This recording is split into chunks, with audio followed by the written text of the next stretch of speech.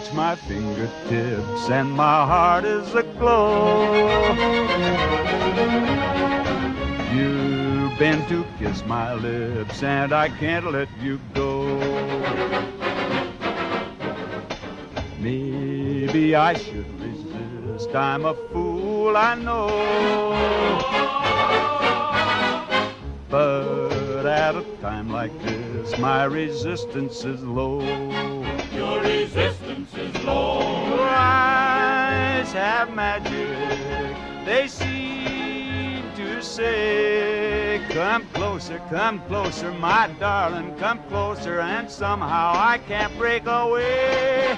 Can't you see that I want to be adored more than you'll ever know?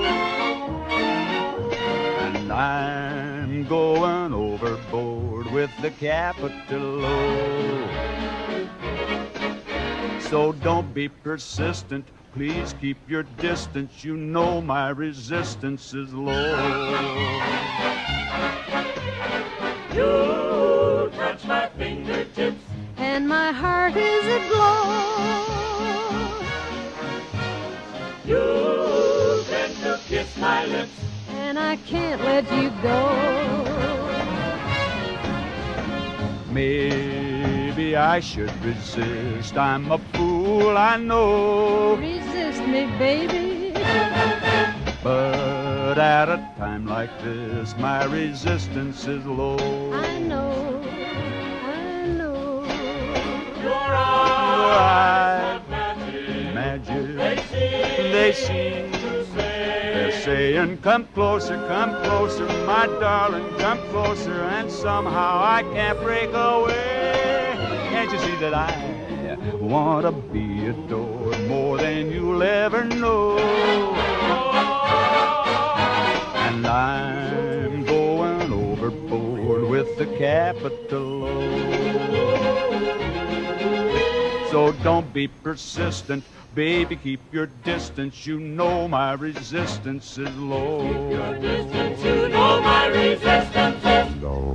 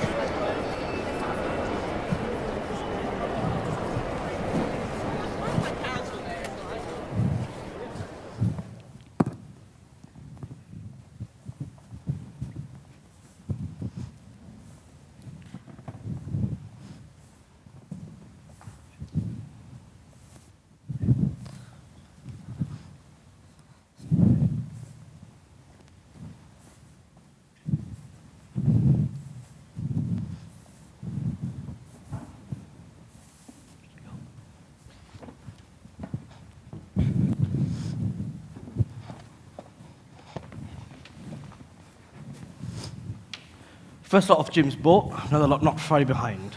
Good evening, Fred. Good evening, Miss Rogers. Is that the boat? Yes, Oh dear, already. Have you gotten everything? I think so. Slip soles, lemons, butter, tomatoes. That's it, right? Yes, that's it. Too much to do. I don't know where to start. Oh, calm No. down, Ethel. Everything's shipshape now. Looks nice, don't it, Fred? Neat enough for me. Rich folks like it bare these days. Rich folks is queer. And he was a queer fellow. Spent a wicked lot of money on this place. Then he got bored of it, put it up for sale. Beats me why the Owens wanted to buy this house on an island. Oh, calm off it, Ethel, and take all that stuff into the kitchen. They'll be here any minute now. That be young, Jim. I'll be off now. There's 2 people coming by car, I understand.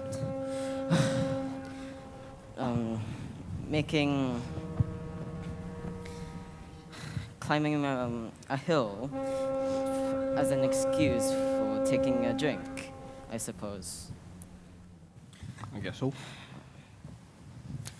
I forgot to give you the list of the guests. Oh, thank you. Oh, here. Doesn't look a very classy lot to me. Miss Claythorne. She'll probably be the secretary. Secretaries. I don't go well with secretaries. They're worse than hospital nurses. And, well, Okay, stop grousing and get along to the lovely, up-to-date, expensive kitchen of yours.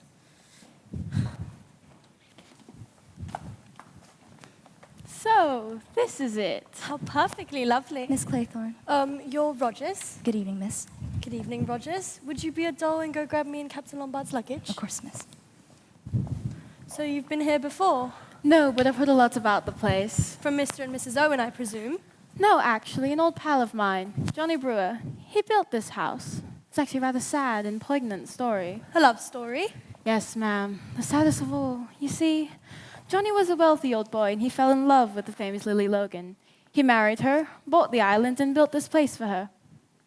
Sounds most romantic. Oh, poor Johnny. He thought that by cutting her off from the rest of the world, even without the telephone as means of communication, that he could hold her.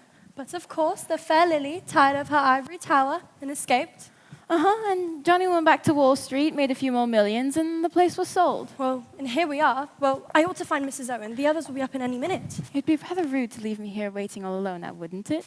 Would it? Well, I do wonder where she is. She'll come along when she's ready. In the meantime, you think I could have a drink? I'm rather dry. Of course you could.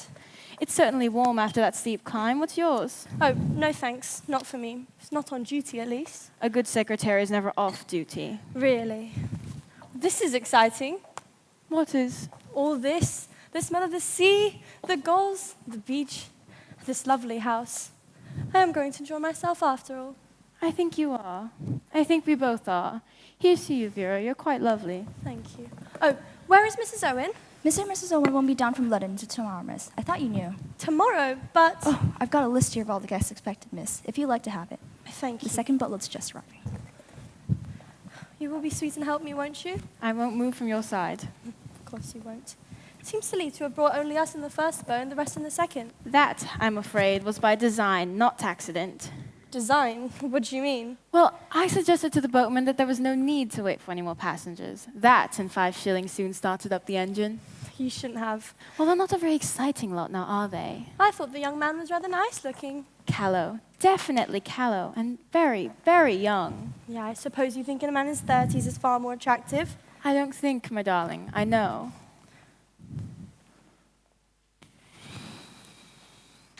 Where's the place you got here? Oh, nice to meet you. I'm Mrs. Owen's secretary. Mrs. Owen has been detained in London, I'm afraid, and won't be down until tomorrow. Oh, too bad. May I introduce Captain Lombard, Mr. Marston, Anthony Marston. Have a drink, sir. Oh, good idea. What do you have? Whiskey, I think.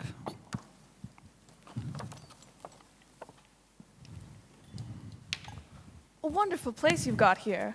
Oh, hello. Nice to meet you. I'm Mrs. Owen's secretary. Mrs. Owen has been detained in London, I'm afraid, and won't be down until tomorrow. Say when. Oh, wizard. How are you? Oh, my name's Lombard. Have a drink, Miss... Davis. Davis is the name. Miss Davis, this is Mr. Marston. Hello, Mr. Marston. Pleased to meet you. Don't mind if I do, Captain Lombard. Bit of a stiff climb up here, but whew, what a view and what a height. Reminds me of South Africa, this place. Does it? What part? Oh, Natal, Durban, you know. Really? Well, your drink. Here's to temperance. Do you, know South Africa? Oh, me? No, not at all. That's where I come from. It's my Natal state. It's an interesting country, I should think. Finest country in the world, sir. Gold, silver, diamonds, oranges, anything a woman could want. Talk about a land flowing with beer and skittles. Ah, how do you do? Oh, General Mackenzie, isn't it? I'm Mrs. Owen's secretary. Mrs. Owen has been detained in London, I'm afraid, and won't be down until tomorrow. May I introduce Captain Lombard, Mr.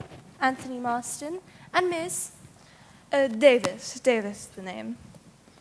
Oh, do let me get you a drink. What do you have? Whiskey, please. You in the service? Oh, formerly of the King's African Rifles. It was far too tame for me in peacetime, sadly, so I chucked it. Oh, that's a pity. When? Well, where's Mrs. Owen?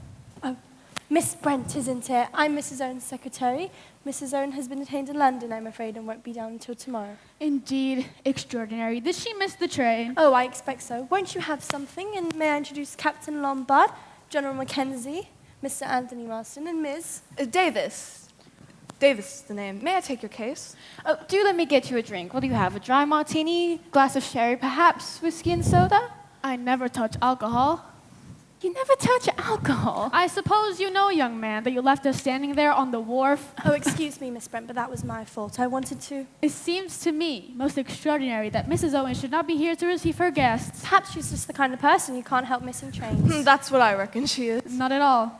Mrs. Owen isn't the least like that. Well, perhaps it was her husband's fault. She hasn't got a husband. I should like to go to my room. Oh, of course, I'll take you there.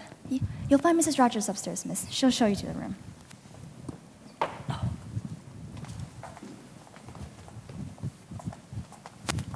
Oh, I'm afraid our host and hostess haven't arrived yet, sir. My name's Lombard. Mine's Walgrave. How do you do? How do you do? Have a drink, sir? Yes, please.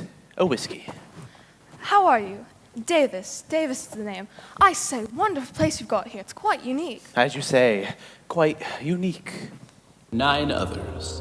Just 9. Well, including myself, of course. 10 then. And what an interesting lot I'm sure these guests ought to be. And then you have this grand, magnificent mansion that I've been invited to visit. And the island itself, it looks rather gloomy. I know for a fact some among my party who have never experienced such luxury before. I will certainly be making all of their acquaintances very soon now. We have all been brought to this location for some certain reason, and by hook or by crook, I'll figure that reason out. So many skeletons and so many closets.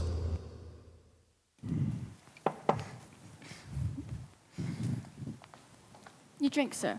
Thank you. Old Badger Berkeley rolled up yet? Who did you say? Badger Berkeley. He wrote in for this show. When's he coming? I don't think he's coming. Nobody by the name of Berkeley. The dirty old double-crosser. He's let me down. Well, it's a pretty wizard island. Rather wizard girl as secretary. But she ought to living like things out a bit. But how about dressing for dinner this time?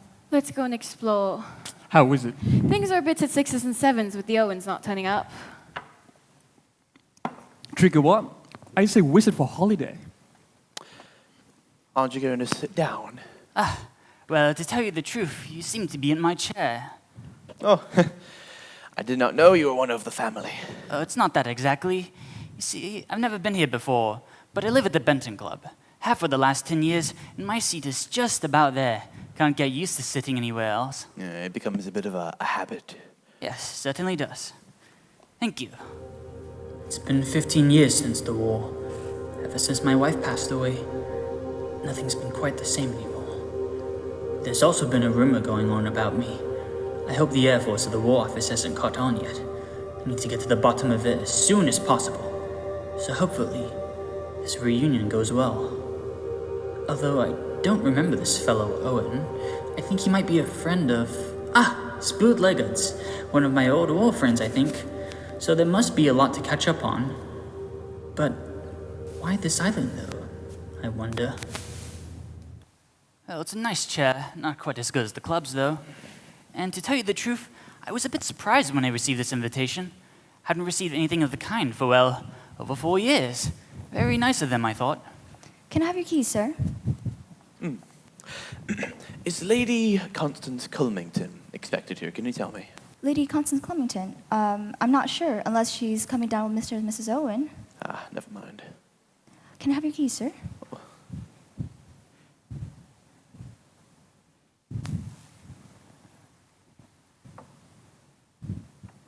May I? Thank you very much.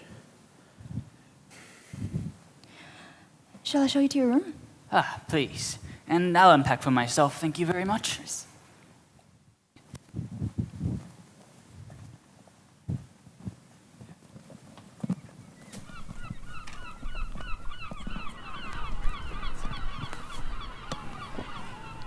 Here you are, sir. I'll call Rogers.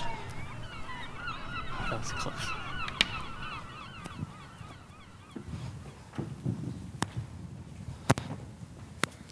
hello. How are you? Davis. Davis is the name. Mine's Armstrong. Dr. Armstrong, I believe. Yes. Thought so. Never forget a face. Oh, don't tell me. I've forgotten one of my own patients. No, nothing like that. I once saw you in court giving expert evidence. Really? Are you interested in the law? Well, you see, I'm from South Africa. Naturally, the legal processes in this country are bound to interest colonial. Yes, of course. Emily Brent, Vera Claythorne, Dr. Armstrong, Anthony Marston, Old Justice Wargrave, Philip Lombard, General Mackenzie, and manservant and wife, Mr. and Mrs. Rogers. That's the lot. Job ought to be easy enough. I hope I look all right. I should probably say I'm a major. No, I forgot. There is that military gent. He would spot me at once. I think South Africa, that's my cue. None of these people have anything to do with South Africa, fortunately. There are all sorts and types of colonials, so no one can really dig too deep. As a supposed woman of means from South Africa, I should be able to enter any society unchallenged. Anyways, this Soldier Island, funny idea to go and build a home on it. Awful in bad weather. No way to escape without a boat either. Well, at least it's a pleasant day today, so no chance of anything going amiss. Have a drink? No, thank you. I never touch it. You don't mind if I do. Mine's empty. No, not a bit. I've been having a look around the island. Wonderful place, isn't it? Indeed. Wonderful. I thought as I was coming across from the mainland, what a haven of peace this was. Too peaceful for some, I dare say. It's wonderfully restful. It's wonderful for the nerves. I'm a nerve specialist, you know. Yes, I know that. Did you come down by train? Oh, no, I motored down. Dropped in on a patient along the way. Great improvement. Wonderful response. That's part of 200 miles, isn't it? How long did that take you? I don't hurry. I never hurry. It's bad for the nerves. Though, tell you what, I did know someone who was in a hurry. Some mannerless young fellow nearly drove me into a ditch near Amesbury. Shot past me at about 80 miles an hour. It was a disgraceful bit of driving. I'd like to have had his number. Yes, and if only more people would get the numbers of these young road hogs. Indeed. Well, you must excuse me. I must have a word with Mr. Owen. Oh, Mr. Owen isn't coming down.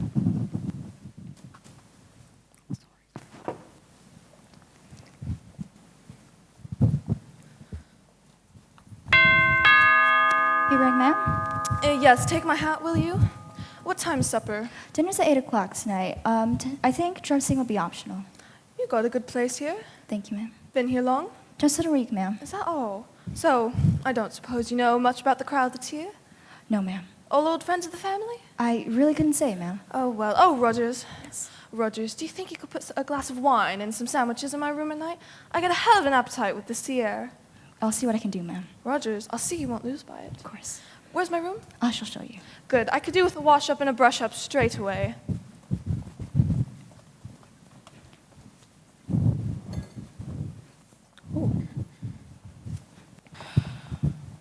Oh, there you are, Rogers. You ought to help me clear these dirty dishes. Of course. Here I am with 4-course meals, and, well, no one to help me. Would you help me with the dishing up? Of course.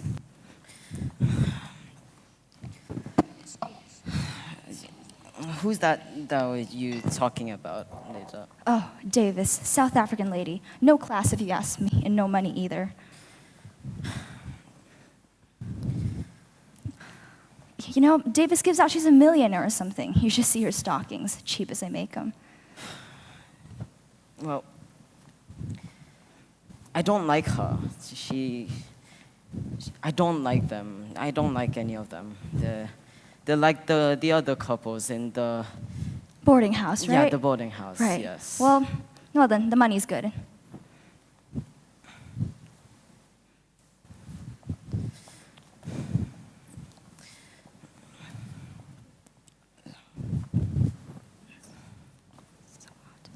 Catch your service again. Well, it's okay. It's double wages on account of the difficulties, and there's plenty of beer in the house. Well, I might say I'm a good cook, but my business is in the kitchen, not in a household, if you know what I mean. Of course.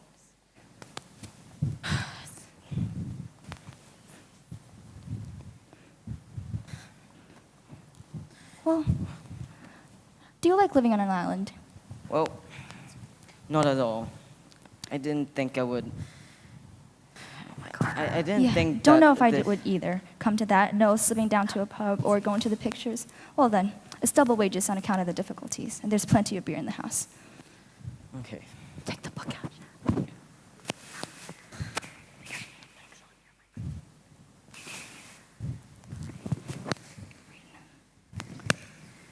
Wait.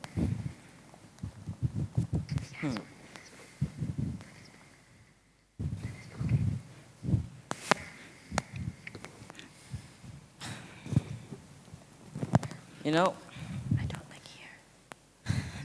Did she say that yet? what do you think about living on an island?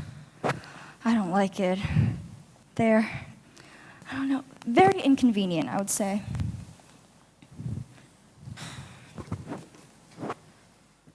Well, it's okay. Well, get along to your kitchen. Well, your dinner will be spoiled. It will be spoiled anyway. Well, they will all be. Did you make that souffle? Well, no, thank God. It will be expired soon if I made it. Hello, Rogers. Is it okay? Can you manage between the two of you? Of course. The missus talks a lot, but she gets done. Of course she does.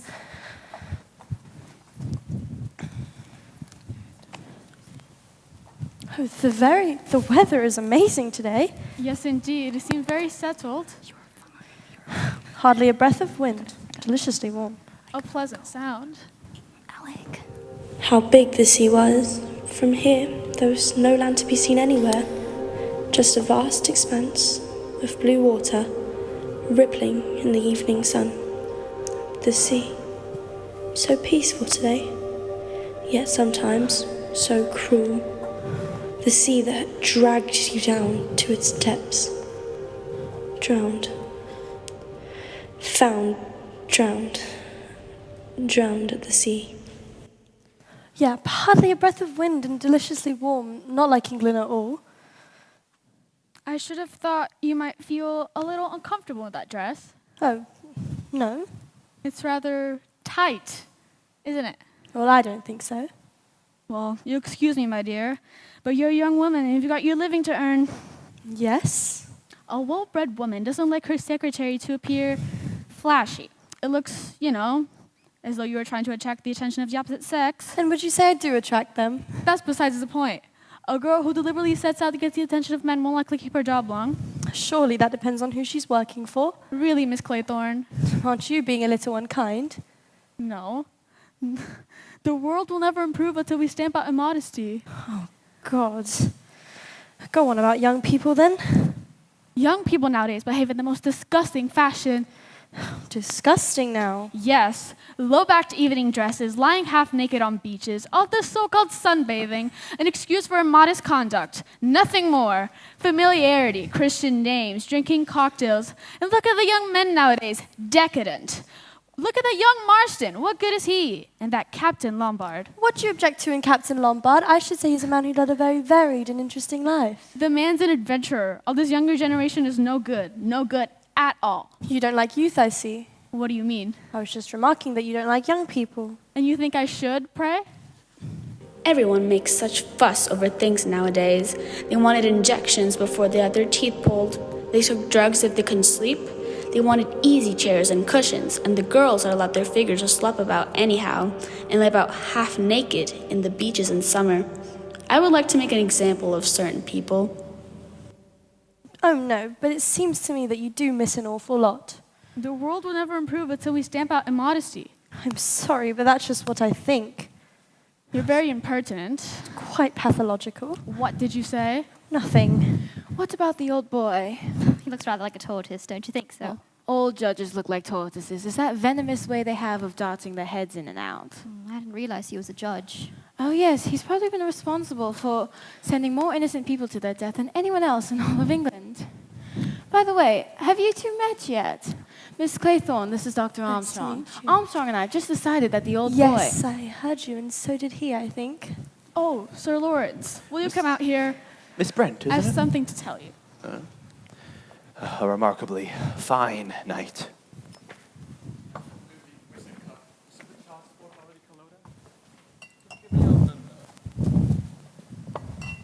Did you come from London? Yes, train 8 miles. I did a bit over 4 hours. Too many cars on the road, though. Touched 90 over Salisbury Plain. Not too bad, eh? I think you passed me on the road. Did I? You nearly drove me into a ditch. Oh, yes? Sorry. If I'd seen your number, I'd have reported you. But you were fiddling in the middle of the road. Footling. Me, footling. Oh, what about a drink? Good idea. Will you have one, Miss Claypool? No, thank you. Good evening, Mrs. Owen. Why, Mrs. Owen? Well, you make the most attractive wife for any wealthy businessman. She always flirts outrageously. Always. Well, now we know. Tell me, what's old Miss Brent talking to the judge about? She tried to buttonhole him upstairs. Funny, she seemed so definite that there wasn't a Mr. Owen. You don't think that, Mrs. Owen, and that they aren't, like... Married, you mean? Precisely. I have no clue. Shame we don't know each other. Could have given you a lift down. Yes, that would have been grand. But I can show I can do across Salisbury Plain. But Tell you what, maybe I could drive back together? Yeah, but I... But it seems Dempsey kind of got him to car. Yes, well, she likes the way she's going back, and, well, honestly. God, look, aren't they sweet, those 10 little soldier boys? And there's the old nursery rhyme. What soldier boys? What nursery rhyme? 10 little soldier boys went out to dine. One choked his little self, and then there were 9. 9 little soldier boys sat up very late. One overslept himself, and then there were 8. 8 little soldier boys traveling in Devon. One got left behind, and then there were 7. Ladies and gentlemen, silence, please. You are charged with these indictments, that you did respectively and at diverse times commit the following. Edward Armstrong, that you did cause the death of Louisa Mary Cleese. Wendy Harriet Blore, that you brought about the death of James Stephen Landor. Emily Caroline Brent, that you were responsible for the death of Beatrice Taylor. Vera Elizabeth Claythorne, that you killed Peter Ogilvy Hamilton. Philip Lombard, that you were guilty of the deaths of 21 men, members of an East African tribe. John Gordon Mackenzie, that you sent your wife's lover, Arthur Richmond, to his death. Anthony James Marston, that you were guilty of the murder of John and Lucy Coombs. Thomas Rogers and Ethel Rogers, that you brought about the death of Jennifer Brady. Lawrence John Wargrave, that you were guilty of the murder of Edward Seaton. Prisoners at the bar, have you anything to say in your defense? What was that? What? I don't know.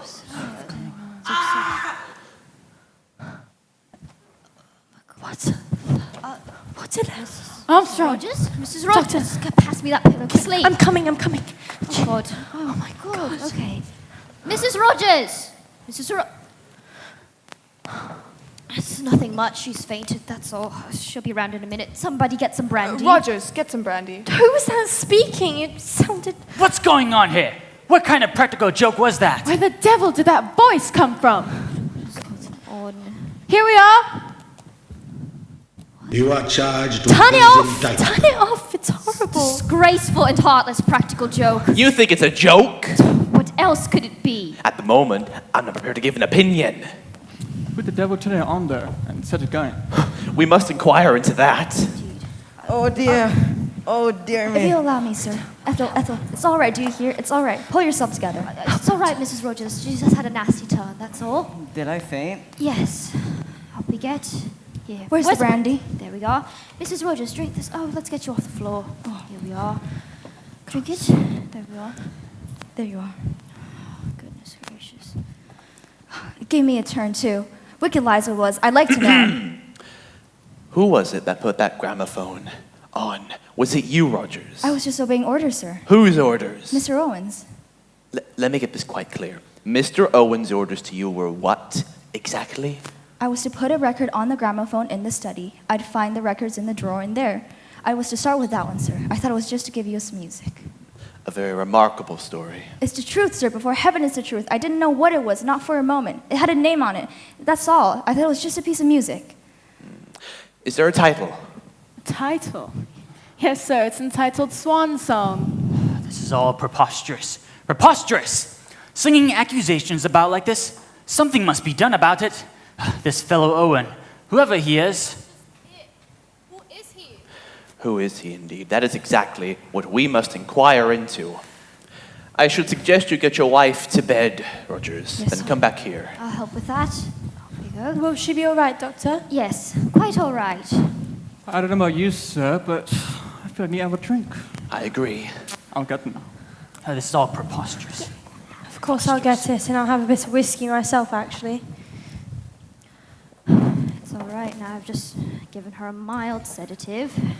Now then, Doctor, you'll want a drink after this. No, thank you. I never touch it. So you said. You have this one, General? Please.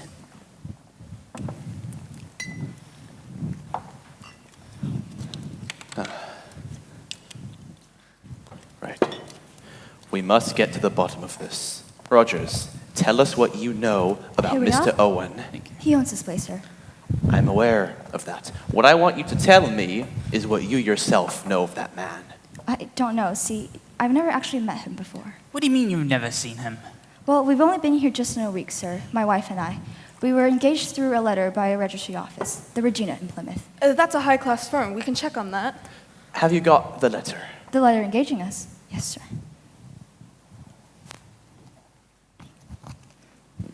Go on with your story. Well, we arrived here like the letter said on the 4th. Everything was in order, plenty of food and stock, and everything very nice. Just needed dusting and that. And then? Nothing. Until we got a letter requesting us to prepare for a dinner party, 8.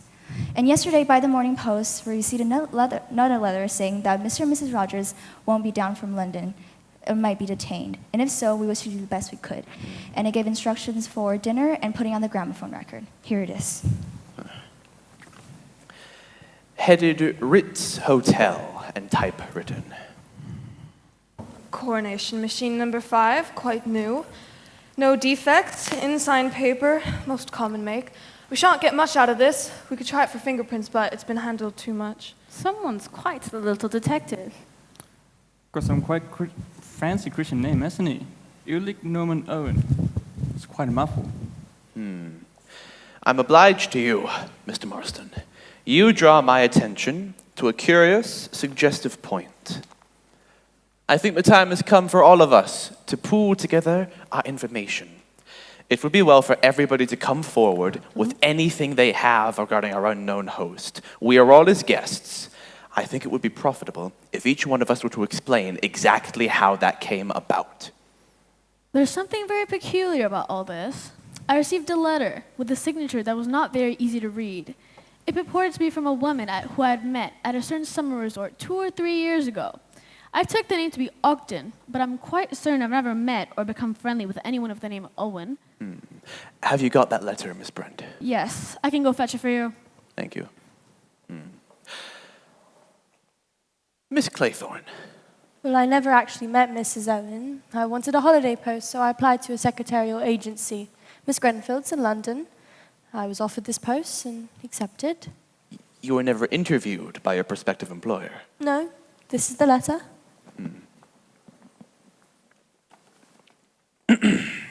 Dear Miss Claythorne, Soldier Island, Sticklehaven, Devon, I have received your name from Miss Grenfell's agency. I understand she knows you personally. I shall be glad to pay you the salary you ask, and shall expect you to take up your duties on August 8th. The train is for 12:10 from Paddington, and you will be met at Oakbridge Station. I enclose £5 for expenses. Yours truly, Una Nancy Owen. Mr. Marston. I don't know a guy named Owen. Got a wire from a pal of mine, Patrick Berkeley. Told me to roll up here. surprised me a bit because I had an idea that the old host had gone to Norway. I haven't got the wire. Very well. Dr. Armstrong. Oh, well, in the given circumstances, I think I may admit that my visit here was professional. You see, Mr. Owen wrote me that he was worried about his wife's health, her nerves to be precise. He had wanted a report without her being alarmed, and therefore suggested that my visit here be regarded as that of an ordinary guest.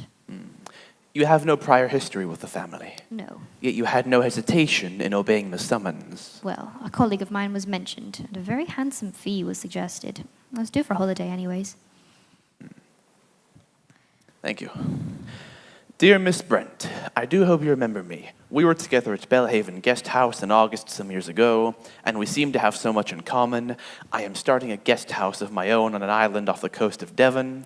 I think there is really an opening for a place where there is good, plain English cooking and a nice old-fashioned type of person.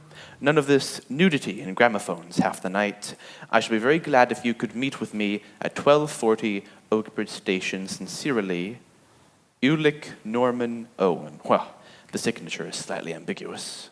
I quite like that nudity touch. Yeah.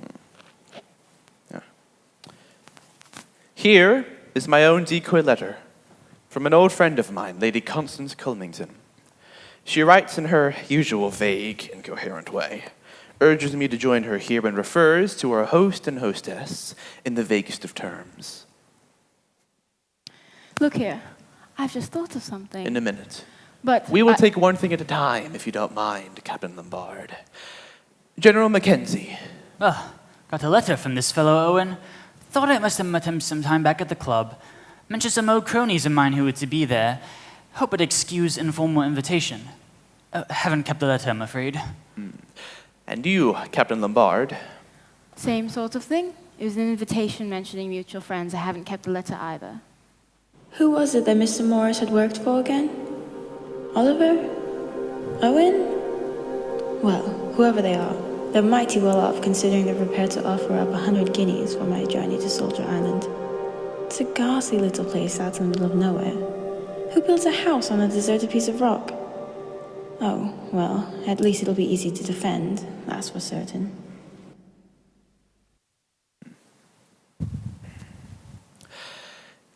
Just now, we have had a somewhat disturbing experience.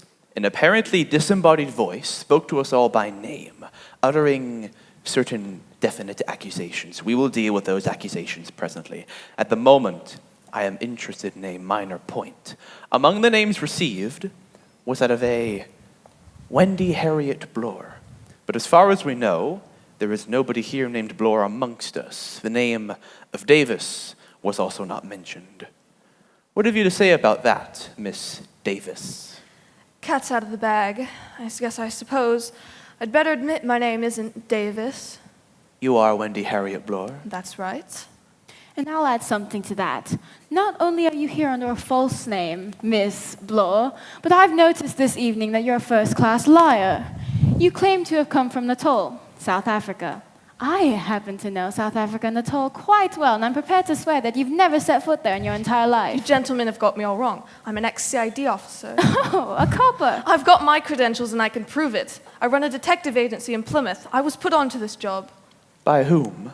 Why, Mr. Owen sent a very nice money order for the expenses and said I was to join the house party posing as a guest. He also sent a list of all your names and said I was to keep an eye on you all. Any reason given? Said Mrs. Owen had got some valuable jewels. Mrs. Owen, my foot, I don't believe there's such a person. Your conclusions are, I think, justified. Una Nancy Owen, Ulick Norman Owen. Each time, that is to say, UN Owen. Or by a slight stretch of fancy, unknown. But it's fantastic. It's mad. Yes. I have no doubt within my mind we are dealing with a madman. Probably a dangerous homicidal lunatic. Oh my God. Whatever reason this unknown Owen has brought us here, he seems to have taken the trouble to find a great deal about us. A very great deal. And out of his knowledge concerning us, he has made certain definite accusation. It's all They're very all well lies. to make They're accusations. traitors. I wish to say one thing. Our unknown friend accuses me of the murder of one Edward Seaton. I remember Seaton perfectly well. He came up before me for trial in June 1930. He was charged with the defense of an elderly woman. He was very ably defended, and the jury had a good impression on him. Nevertheless, on the evidence, he was certainly guilty. I summed up accordingly, and the jury also brought in a verdict of guilty. In passing the sentence of death, I fully concurred with this verdict. The appeal was lodged on the grounds of misdirection. The appeal was dismissed, and the man was duly executed. I wish to say before you all, my conscience is perfectly clear on the matter. I did my duty and nothing more. I passed sentence on a rightly convicted murderer. Did you know Seaton at all? I mean, personally. I knew nothing of Seaton previous to the trial. The old boy's lying. I swear he's lying. A bee in his bonnet. Got hold of the wrong end of the stick all round. Best really to leave this sort of thing unanswered. However, feel I ought to say, no truth in whatever he said about young Arthur Richmond. Richmond was one of my officers. I sent him on a reconnaissance in 1917. He was killed. I also like to say, resent very much the slur on my wife. Been dead a long time. Best woman in the world, absolutely. Caesar's wife. I've been thinking, John and Lucy Combs, must have been a couple of kids that ran over near Cambridge. It's beastly bad luck. For them or for you? Well, I was thinking for me, but of course, you're right, it's damn bad luck for them too. But of course, it was pure accident. They ran into some cottage or other. I had my licenses suspended for like a year. This speeding's all wrong. All wrong. Young men like you are a danger to the community. Well, I couldn't help it. It's just an accident. My wife and I were with Miss Brady till she died. She was always in poor health. It was true. I went on foot to go get to the doctor, and Ethel stayed behind at the house with Miss Brady. It took me quite some time to get there. It was pouring that night. The telephone was out of order, but while I was gone, Ethel might have... I don't know. It was a large sum. Devoted to her I was. Anyone would tell you the same. Might I say a word, sir? Go ahead, Rogers. Well, there was a mention, sir, of me and Mrs. Rogers and of Miss Jennifer Brady. There isn't a word of truth said in it. We were with Miss Brady when she died. She was always in poor health, sir, from the moment we came to her. There was a storm, sir, the night she died. The telephone was out of order, and I went for him, sir, the doctor, on foot, but he couldn't get there in time. We did everything we could for her. Devoted to her we were. Anyone will tell you the same. There was never a word said against us. Never a word. Came into a nice little something at her death, didn't you? Miss Brady left us a legacy in recognition of her faithful service. And why not, I'd like to know? What about yourself, Miss Blow? What about me? Your name was on the list too. I know. Landor, you mean? That was the London and Commercial Bank robbery. I remember the name, though. It never came up before me. Landor was convicted on your evidence. You were the police officer in charge of the trial. I was, my lord.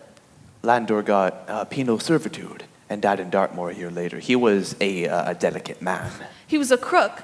It was him who put the watchman out. The case was clear from the start. It's a convenient word, isn't it?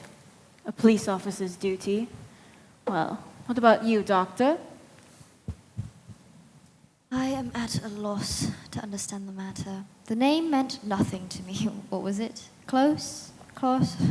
I really, genuinely don't remember having a patient of that name, or it's being connected with a death in any sort of way. The whole thing is a complete mystery to me. It was a long time ago. Although, perhaps, it had been one of my operation cases in hospital. You see, they come so late, some of those people, and then when they die, it's always the surgeon's fault. And then, of course, you take up nerve cases and give up surgery. Some, of course, give up drink. I protest. You've no right to insinuate such things. I never touch alcohol. My dear fellow, I never suggested you did. Besides, Mr. Unknown is the only one with all the facts. A likely story. Even I don't completely remember what happened that day. But He is right to be suspicious. I've no doubt in my mind that at least one of us has blood on our hands. What a miracle that would be. 10 completely innocent people. Now, I will say I'm not a stranger to blood on my hands. But then again, I am a doctor. And a bloody good one at that. I have rich patients, and I say what my patients want to hear. The medicine's not truly needed, but they get better, so am I wrong in what I do? I save lives now, and I've worked hard to get here, not like any of them. How dare they make such accusations? Who are they to mock me for giving up drink when they've done so little with their lives? They don't know what I've been through. The shock of it all, it's enough to turn your life around. Whoever this unknown is, they don't know a damn thing about me. None of them do.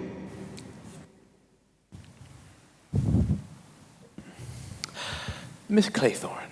Well, I was nursery governess to Peter Hamilton. We were in Cornwall for the summer, and he was forbidden to swim out far, but one day, when my attention was distracted, he started off. I couldn't get there in time. Was there an inquest? I was exonerated by the coroner, and his mother didn't blame me either. Thank you. Miss Brent. I have nothing to say. Nothing to say. You reserve your defense. There's no defense. I always act according to the dictates of my conscience. Well, what a law-abiding lot we seem to be. We are still waiting for your story, Captain Lombard. Well, I haven't got a story. What do you mean? Well, I hate to disappoint you all. It's just that I plead guilty. It's perfectly true. I left those natives to die alone in the bush. It was simply a matter of self-preservation. You abandoned your men? Not quite the act of a proper gentleman, I'm afraid. But after all, self-preservation is a man's first interest. And natives don't mind dying, you know. They don't see about it the way Europeans do. It seems our inquiry rests here. Rogers, is there anybody else on this island besides ourselves and you and your wife? Nobody, sir. Nobody at all. You sure? Quite sure, sir. Thank you. Don't go yet. I am not yet clear as to the purpose of our unknown host, but in my opinion, he is not sane in the accepted sense of the term. He could be dangerous. In my opinion, it would be well for all of us to leave this place as soon as possible. I suggest we leave here tonight.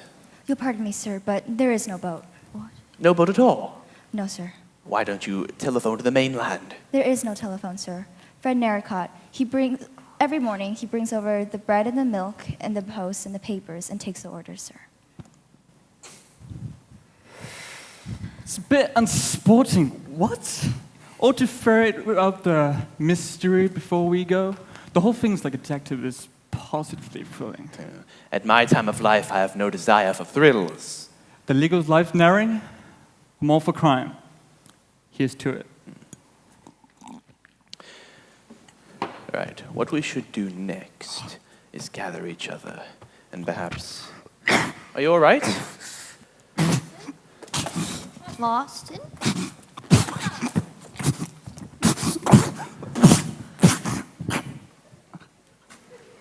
Oh my God.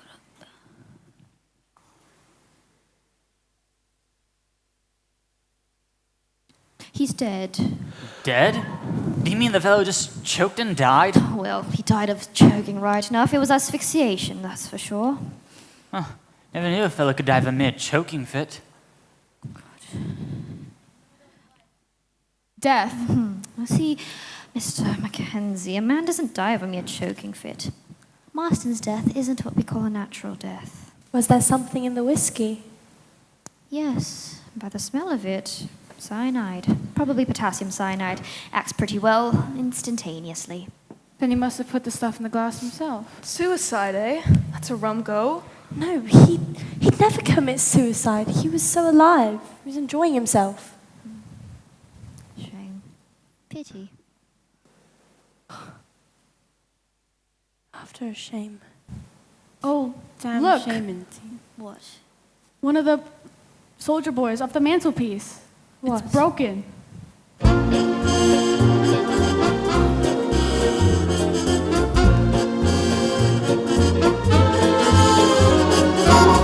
There may be trouble ahead, but while there's moonlight and music face the music and dance. Before the fillers have fled, before they ask us to pay the bills, and while we still have the chance, let's face the music and dance. Soon we'll be without the moon, humming a different tune, and then there may be teardrops to shed. But while there's moonlight and music and love and romance, let's face the music and dance.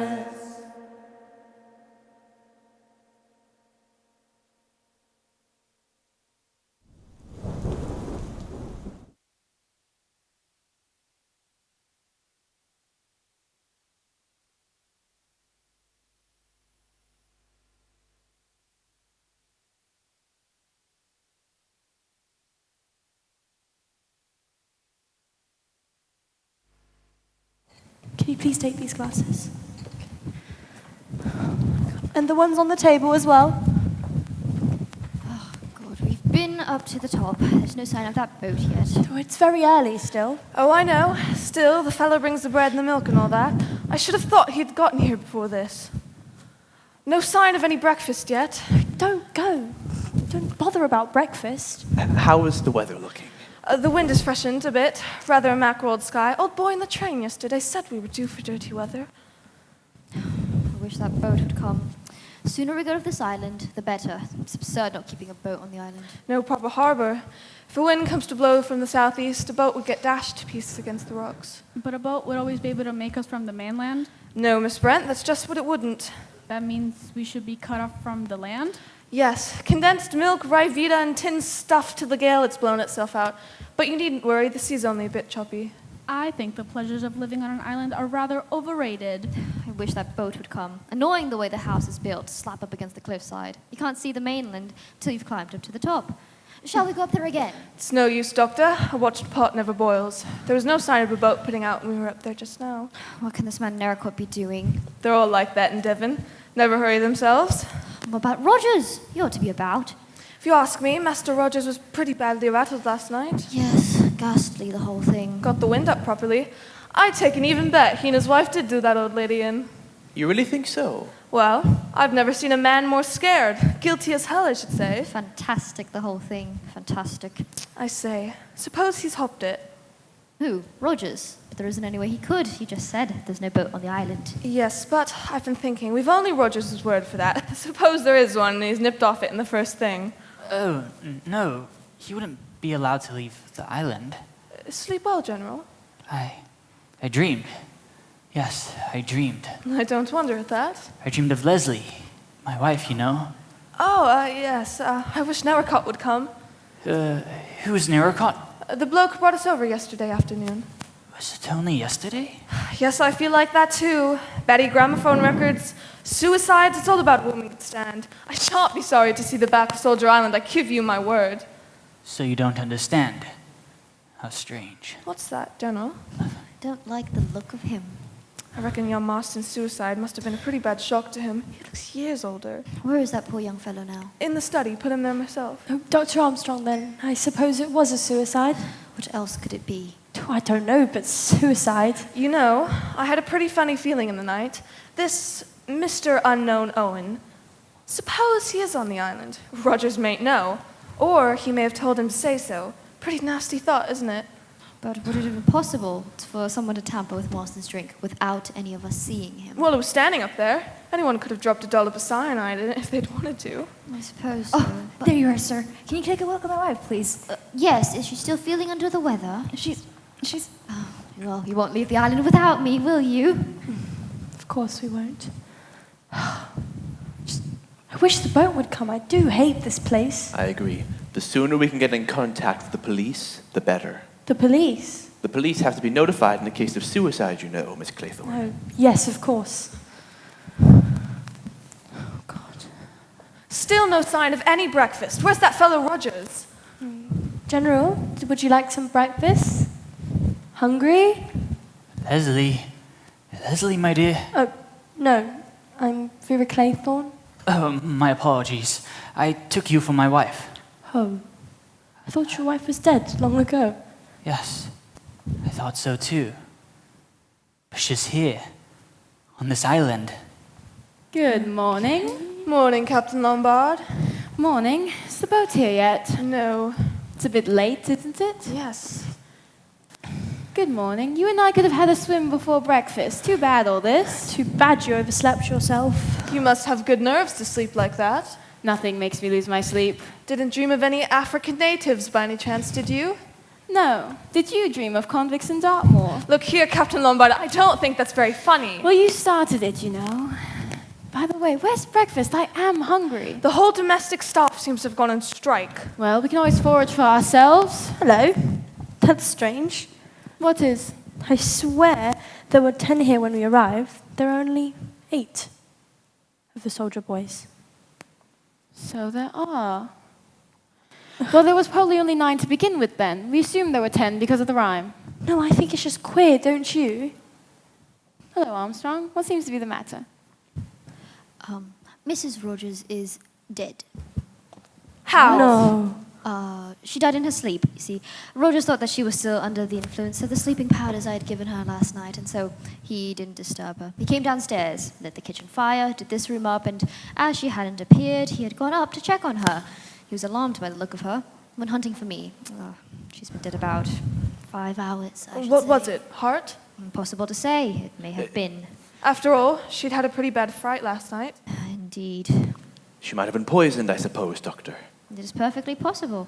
With the same stuff as young Marston. Oh, no, not cyanide. It would have to have been some narcotic or hypnotic, one of the barbiturates, or chloral, something like that. You gave her some sleeping powders last night, didn't you? Yes, I gave her a mild dose of luminol. Didn't give her too much, did you? Certainly not. What do you mean? All right, no offense.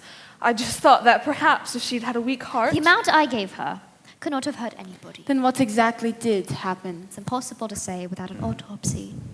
If, for instance, something like this had occurred in the case of your private patient, what would have been your procedure? Well, without any previous knowledge of the woman's state of health, I could certainly not give a certificate. Oh, she was a very nervous-looking creature. Perhaps she had a bad fright and it was heart failure. Her heart certainly failed to beat. But what caused it to fail? Conscience. What exactly do you mean by that, Miss Brent? You all heard. She was accused, together with her husband, of having deliberately murdered their former employer, an old lady. And you believe that's true, Miss Brent? Well, certainly. You all saw her last night. She broke down completely and fainted. The shock of having her wickedness brought home to her was too much. She literally died of fear. It is a possible theory. One cannot adopt it without more exact knowledge of her state of health. Call it, if you prefer, an act of God. Oh no, Miss Brent. You regard it as impossible that a sinner should be struck down by the wrath of God. I do not.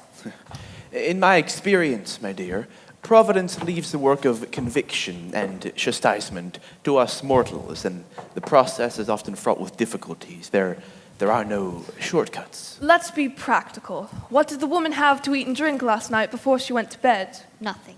Nothing at all? Not a cup of tea or a glass of water? I'll bet you she had a cup of tea. That sort always does. Rogers assures me she had nothing whatever. He may say so. That's your idea, is it? Well, why not? You heard that accusation last night. What if it's true? Miss Brent thinks it is, for one. Rogers and his missus did the old lady in. They're feeling quite safe and happy about it. Happy? Well, they know there's no immediate danger to them. Then last night, some lunatic goes and spills the beans. What happens? It's the woman who cracks, goes to pieces. Did you see him hanging around her when she was coming to? Not all husbandly solicitude, not on your sweet life. He was like a cat on hot bricks. And that's the position. They've done a murder and gotten away with it. But if it's all going to be raked up again now, it's the woman who'll give the show away. She hadn't got the nerve to brazen it out. She's a living danger to her husband, that's what she is. And him? He's all right.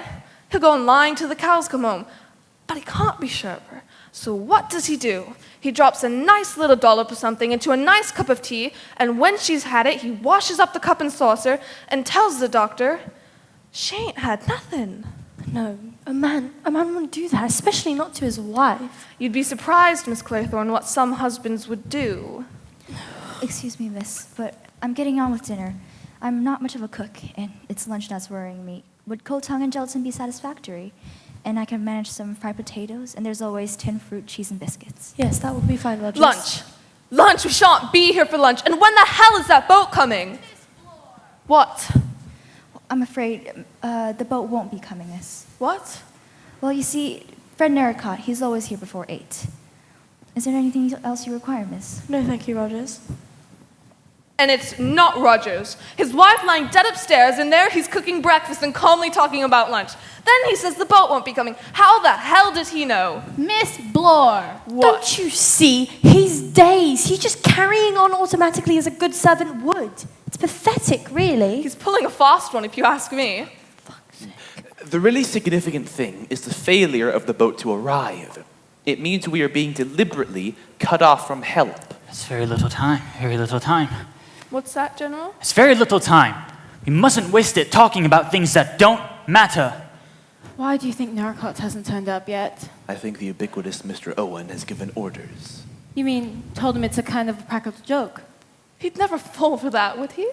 Well, why not? Soldier of Island's got his reputation for having crazy parties. This is just one more crazy idea. Narracott knows that there's enough food and drink on this island for us to last. He probably thinks it's all a huge joke. But couldn't we light up a bonfire on the top of the island so that they'd see it? That's probably been provided against. I think all signals are to be ignored. So we can't do anything at all? Yes, we can do something. We can find the funny little gentleman who staged this joke. Mr. Unknown Owen. I'll bet you anything that he's here on this island with us. And the sooner we find him, the better. Because in my opinion, he's as mad as a hatter and as dangerous as a rattlesnake. Hardly a very good simile, Captain Lombard. The rattlesnake at least gives warning of its approach. Warning? My God, yes. Don't you get it? That's our warning. 10 little soldier boys. There were 10 of us after Narracott left, weren't there? 10 little soldier boys going out to dine. One choked himself. Marston choked himself, didn't he? And then 9 little soldier boys sat up very late. One overslept himself. Overslept himself. That last part fits Mrs. Rogers quite well, don't you think? So you think he wants to kill us all? Yes, I think he does. And each one fits with the rhyme? No, it's impossible. It's coincidence. It must be a coincidence. There are only 8 little soldier boys here too. Suppose that's coincidence? What do you think, Blow?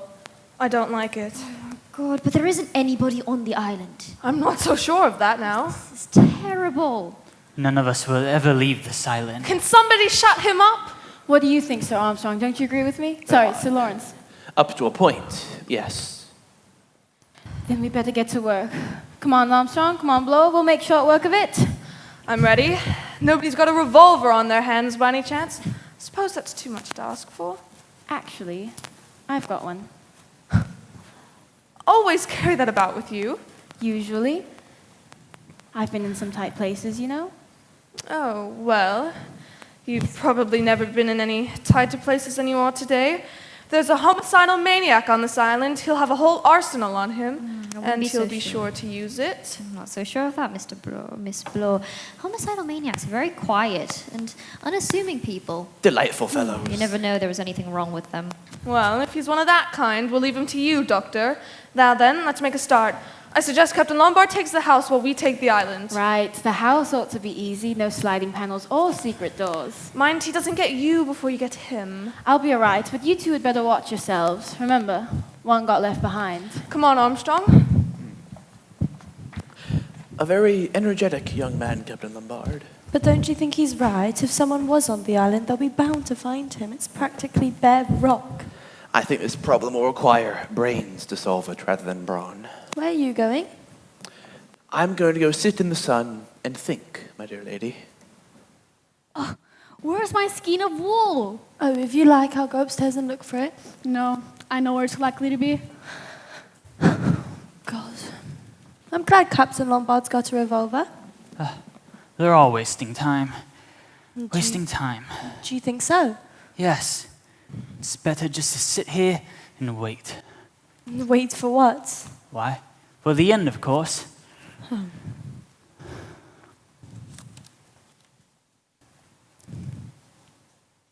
I wish I could find Leslie. Your wife? Yes. I wish you'd known her. She was so pretty. So happy. Was she? I loved her very much. Of course, I was a lot older than she was at the time. She was only 27. Not that Richmond was 26. He was my ADC. Leslie liked him. They used to talk of music and plays together, and she teased him and made fun of him. I was pleased. I thought she'd taken no other interest in the boy. Damn fool, wasn't I? No fool like an old fool, as they say, eh?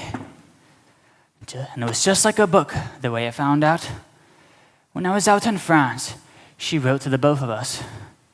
But she put the letters in the wrong envelope, so I knew. No.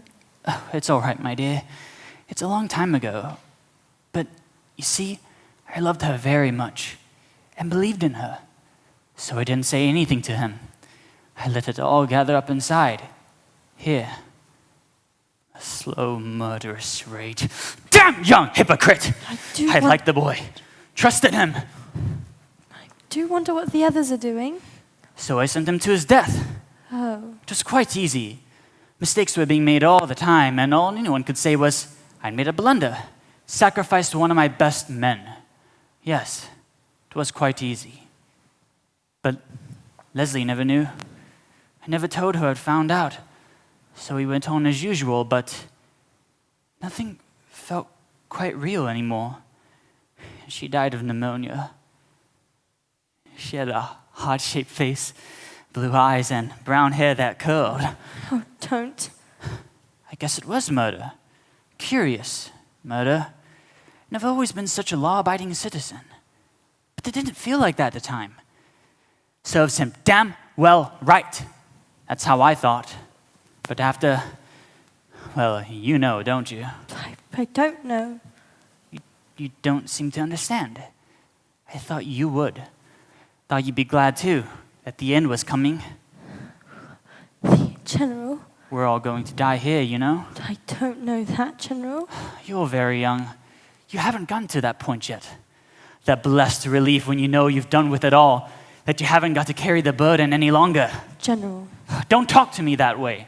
You don't understand. I just want to sit up there and wait for Leslie to come to me.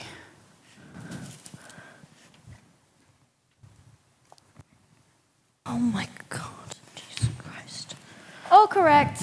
No secret passage, one corpse. Don't. I say, you do look low. How about a drink to steady your nerves? Have a drink every single time. 2 corpses in the house at 9 o'clock in the morning, and all you say, have a drink. An old man going quite crackers. Have a drink. 10 people accused of murder. Have a drink. It's all fine as long as you have a drink. My God. All right. Stay thirsty. Oh, you're nothing but a waster, an adventurer. You make me tired. I say, you are het up. What's the matter, my sweet? I am not your sweet. I'm sorry, I rather thought you were. You can think again. Come now, you don't really feel that way. We've got something in common, you and I. Rogues and murderers can't... Rogues and murderers. Okay, fine. If you don't like the company of rogues and murderers, then you won't have a drink. I'll just go finish searching the house. All right? Unpleasant young man. I can't find it anywhere. What seems to be the matter? I'm just worried about the General. He really is ill, I think. Looking out for the boat, General. His sin has found him out. Oh, don't. One must face facts. Can any of us afford to throw stones? Even if his wife was no better than she should be, she must have been a depraved woman. He had no right to take judgment into his own hands. What about Beatrice Taylor, then? Who? That was her name, wasn't it? You're referring to that absurd accusation about myself. Why, yes. Well, now that we are alone, I have no objections to telling you the facts of the case. Indeed, I should like you to hear them. It was no fit subject to discuss before a gentleman, so naturally, I refused to say anything last night. That girl, Beatrice Taylor, was in my service. I was very pleased with her. She was a nice girl and was clean and willing. Of course, all that was sheerest hypocrisy. She was some loose girl with no morals. Disgusting. It was some time before I found out that she was what they call in trouble. It was a great shock to me. Her parents were decent folks too, who brought her up strictly. I'm glad to say they didn't condone her behavior. What's happened? Naturally, I refused to keep her an hour under my roof. No one shall ever say I condone immorality. Did she drown herself? Yes. How old was she? 17. Only 17? Quite old enough to know how to behave. I told her what a low, depraved thing she was. I told her that she was beyond the pale, that no decent person would ever take her into their home. I told her that her child would be a child of sin, and it would be branded its entire life, and that the man would naturally not even dream of marrying her. I told her that I felt soiled by ever having her under my roof. You told a girl of 17 all that? Yes, and I'm glad to say I broke her down utterly. Poor little devil. I've no patience with this indulgence towards sin. Oh, God, I believe you really do feel like that. It's utterly terrible. Ugh, God. So, I suppose the heathen are sunk down in the pit that they made, and the net in the which they hid is their own foot taken. The Lord is known by the judgment he executeth. The wicked is snared into the work of his own hand. Excuse me, miss. Breakfast is ready. Be quiet. The wicked shall be turned into hell. Do you know where the gentlemen are, miss? Breakfast is ready. Mr. Lawrence Walgrave is sitting out there, and Miss Blore and Dr. Armstrong are searching the island, and we shouldn't worry about them. Shall not the isles shake at the sound of the fall? When the wounded cry, when the slaughter is made in the midst of thee. Shall we go in? I don't feel like eating. Breakfast is ready. Then all the princes of the sea shall come down from their thrones, lay away their robes, and put off their bordered garments. They shall clothe themselves with trembling. They shall sit upon the ground. They shall tremble at every moment, and be astonished at thee. It is my custom to read a portion of the Bible every day. Very good habit, I'm sure. Oh, what luck did you have? There was no cover on the island, no caves, no one could hide anywhere. That's right. What about the house, Lombard? No one. I'll stake my life that there's no one in this house but ourselves. I've been over it from attic to cellar. Breakfast is getting cold. Breakfast! Come on, Blow. You've been yelping for breakfast ever since you got up. Let's eat, drink, and be merry. For tomorrow we die. Or who knows? Perhaps you even ought today. to be ashamed of such levity, Captain Lombard. Oh, come on. Come on, General. We can't have this. Breakfast, I say, sir.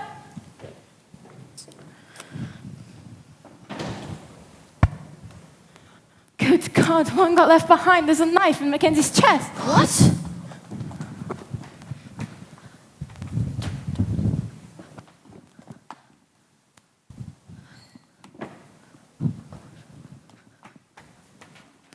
He's dead. He's dead. But how? There's only us on the island. Who could have done it? Exactly. Don't you realize this criminal is always comfortably one step ahead of us? He always seems to know what we are going to do before we do it. There is only one place, you know, where a murderer could hide and have a successful chance of getting away with it. One place. Where? Here in this room. Mr. Owen is one of us.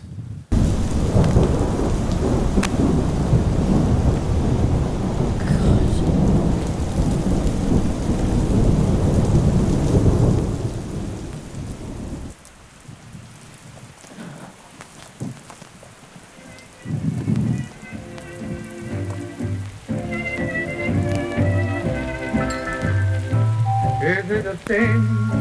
Is it a crime? Loving you dear like I do. If it's a crime, then I'm guilty of loving you. Maybe I'm wrong, dreaming of you, dreaming a lonely night through. If it's a crime, then I'm guilty of dreaming of you. What can I do? What can I say? After I've taken the blame, you say you're through, you'll go your way. Sir Lawrence, Yes, Miss Blore. I wanted to get you alone. You were right in what you said this morning. This damned murderer is one of us, and I know which one. Really? Ever hear of the Lizzie Borden case in America? Old couple killed with an axe in the middle of the night. Only person who could have done it was the daughter, a respectable middle-aged spinster. Incredible, so incredible that they acquitted her. But they never found any other explanation. Then your answer to our problem is Miss Emily Brent. She's as mad as a hatter. Religious mad, I tell you. She's the one. We must watch her. Really? I had suspected your suspicions were in a different quarter. Yes, but I've changed my mind, and I'll tell you why. She's not scared, and she's the only one who isn't. Why? Because she knows quite well she's in no danger. Hush. It's awfully cold in here.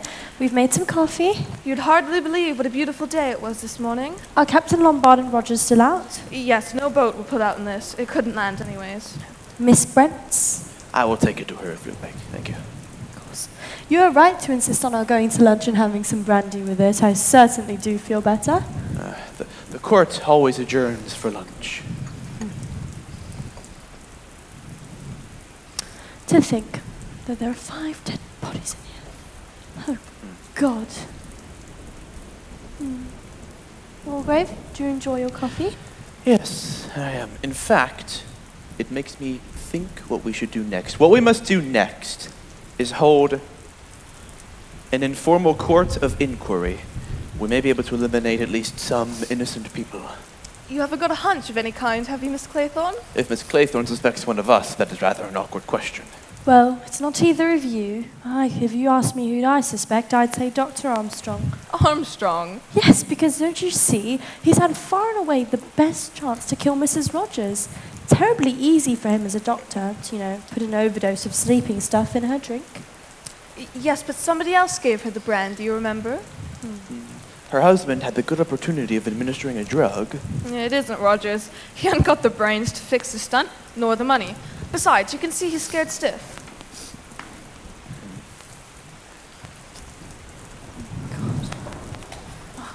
My God, it's something of a storm. Oh, it's only you? Oh, who did you think it was? Beatrice Taylor? There's no chance of rescue until that lets up. Is that coffee? Oh, good. See, I'm taking to coffee now. Such restraint in the face of danger is nothing short of heroic. I do not profess, of course, to be a weather prophet, but I think it unlikely that a boat were to reach us in 24 hours, even if it knew of our plight. Even if the winds were to calm down, the sea has yet to lay still. You're awfully wet. Is anyone a swimmer? Would it be possible to swim to the mainland? Oh, it's over a mile, and in this sea to be dashed against the rocks and drowned. Drowned. Drowned in a pond. I beg your pardon, Miss Brent? After dinner nap? Oh, it's terribly cold in here. I could light a fire if you'd like, miss. That would be a great idea, Rogers. Very sound scheme, Rogers. Thank you. Oh, excuse me, but does anyone know what's become of the top bathroom curtain? Really, Rogers? Are you going bats too? The bathroom curtain? Yes, ma'am. Grey oil silk, it's missing. Has anyone seen a grey oil silk curtain? No luck, I'm afraid, Rogers. I'm sorry. Doesn't matter. I only thought it was odd. Everything on this island is odd. Well, I'll get a few sticks and a few knobs of coal and get a nice fire going. Wait, I do wonder if he'd like a coffee as well. Rogers? What's become of Armstrong? He went to his room to rest. Oh, I bet someone's battered him one by now. I expect he had the good sense to bolt his door. It won't be so easy now that we're all on our guard. I advise you, Miss Blore, not to be too confident. I should like next to propose a few methods of precaution we should take. Against whom? Against each other. We are all in grave danger. Of the 10 people who came to this island, 3 of us are definitely cleared. That leaves 7 of us left. 7 little soldier boys. One of whom is a bogus little soldier boy. Exactly. Well, in spite of what Miss Claythorne said just now, I'd say that you, Sir Lawrence, and Dr. Armstrong are above suspicion. He's a well-known doctor, and you're known all over England. Miss Blore, that proves nothing at all. Judges before now have gone mad. So have doctors. So have policemen. Here, here. Oh, well, did he want some coffee? No, he said he'd rather make himself a nice cup of tea. But what about Dr. Armstrong? Shall we ought to take him a cup? I will take it up to him if you like. Actually, I'll take it. I want to change. Yes, you ought to. You'll catch a cold. I would think it unwise for you to take the coffee to him. He might not admit you. He might be afraid of your revolver. Ah, yes, that revolver. I'd like a word with you about that. Do go and change. No, it's all right. What were you going to say? Well, I'd like to know why you brought down a revolver on what's supposed to be a little social visit. Well, I've led a rather adventurous life, you know, and I've got into the habit of taking a revolver about with me. It's a pleasant feeling, isn't it, to have a gun handy? We don't carry them. Oh, what a damn suspicious fellow you are, Blore. Well, I want the truth about this gun. Well, I was invited here as a guest of Mr. and Mrs. Owen. The writer had heard of my reputation being a good man in a tight place, and said there may be a bit of danger, but I'd be all right if I kept my eyes open. I'd never have fallen for that. Well, I did. I was bored. God, how I was bored back in this tame country. You know, it was an interesting proposition, though, you must admit. Too vague for my liking. Yes, well, that was the charm. It aroused my curiosity. Curiosity killed the cat. Yes, quite. Do go and change, please. I'm going, my sweet, I'm going. The maternal instinct, I think it's called. Don't be ridiculous. That's a tall story. If it's true, why didn't he tell it to us last night? Well, he might have thought that this was exactly the emergency for which he'd been prepared. Perhaps it is. I hardly think so. I think it was just Mr. Owens' little bit of cheese to get him into the trap with the rest of us. He must have known him well enough to rely on his curiosity. Well, if it's true, he's a rung on that man. I wouldn't trust him a yard. Are you such a good judge of truth now, Blore? Must get out of here. We must before it's too late. We must not submit to nerves. That is the last thing we must do. I'm sorry. It's just rather a case of physician, heal thyself. But I've been overworked lately and run down. Sleeping badly? Yes, keep dreaming. Hospitals, operations, a knife at my throat. Real nightmares. Yes. Do you ever dream you're in court, sentencing a man to death? Are you by any chance referring to a man called Edward Seaton? I should assure you, I will not lose any sleep over the death of that man. A particularly brutal, cold-blooded murderer was he. The jury liked him. They were inclined to let him off, I could see. However, I cooked Seaton's goose, as it were. Cold in here, isn't it? I wish Rogers would hurry up. Yes, where is that fellow Rogers? He's been gone a long time. He said he wanted to go get some sticks. Sticks? Sticks! My God, sticks! My God, wait. There's another one gone. There were only 6. No. There are only 5. 5. Rogers and Lombard. No, not Philip. Rogers! Rogers! Where the hell is Blore off to like a mad woman? Oh my God. Have you seen Rogers? No, why should I? 2 more soldiers have gone. 2? Well, in the scullery. Oh my God. Is he? He's dead, all right. How? With an axe. Somebody must have come up behind him and got him while he was bent over the wood box. Oh my God. One chopped himself in half. And then there were 6. There were 6! Vera, it's all right. It's all right. Oh my God. Sit down. She'll be all right. What's next, boys? Bees? Do they keep bees on this island? Bees? Well, that's the next verse, isn't it? 6 little soldier boys playing with the hive. A bumblebee stung one, and then there were 5. Bumblebee stung one. We all look pretty spry. Nothing wrong with any of them. My God, you don't think that. Miss Brent.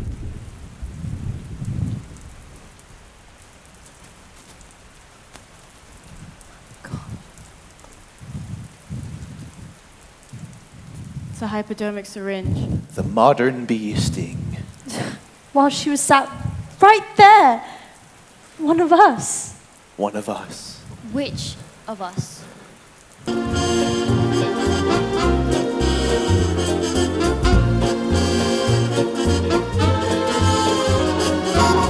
There may be trouble ahead, but while there's moonlight and music and love and romance, let's face the music and dance. Before the fillers have fled, before they ask us to pay the bill, and while we have a chance. Let's face the music and dance.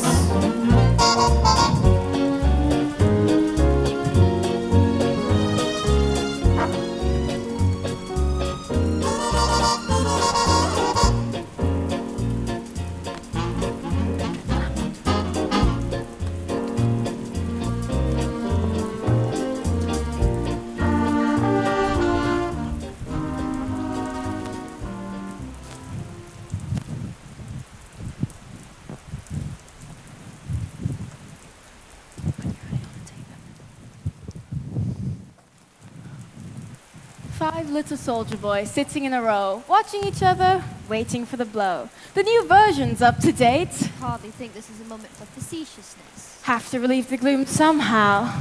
Damn that electrical plant's running out. God. Let's play a nice round game, shall we? What about inventing one called Suspicions?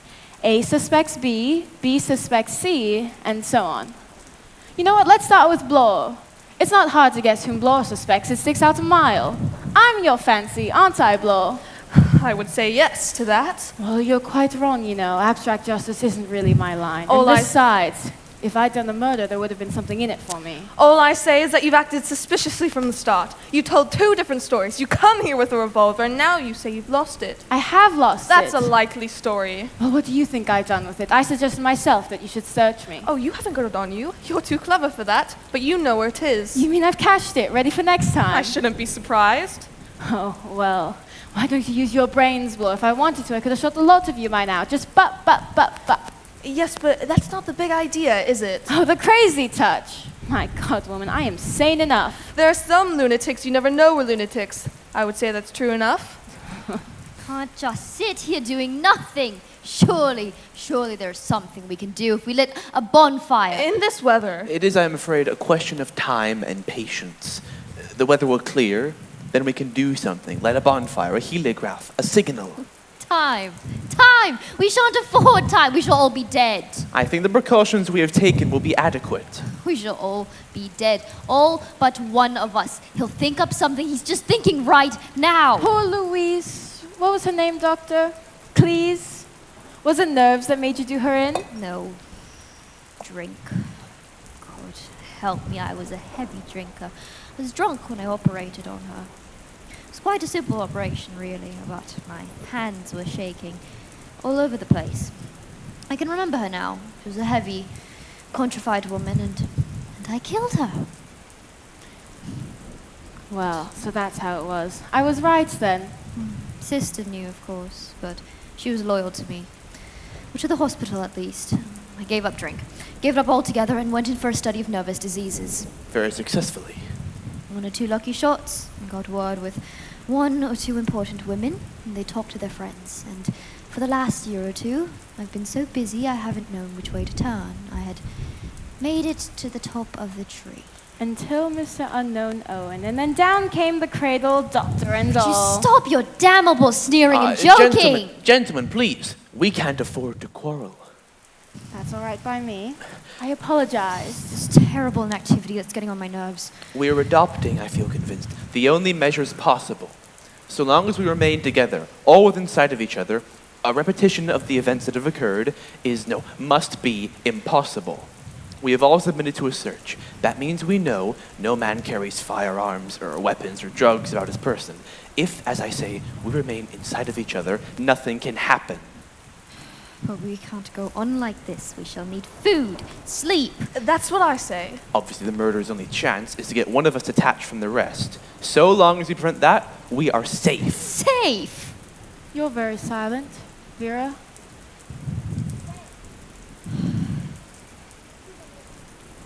It's awful waiting for the hours to go by and yet feeling, what is the time? 8:30. Is that all? It's pretty awful light, this. How are the candles holding up? Oh, we've got a whole packet. Storm's dying down a bit. What do you think, sir? Perhaps we mustn't be too optimistic. The murderer's got everything on his side. Even the weather seems to be falling into his plans. What about the food idea? So, if you like, I'll go out and make some more coffee and maybe open a tin of tongue. Is that right? Not quite. You see, Miss Claythorne, it might be inadvisable to eat or drink anything that you had prepared for out of our sight.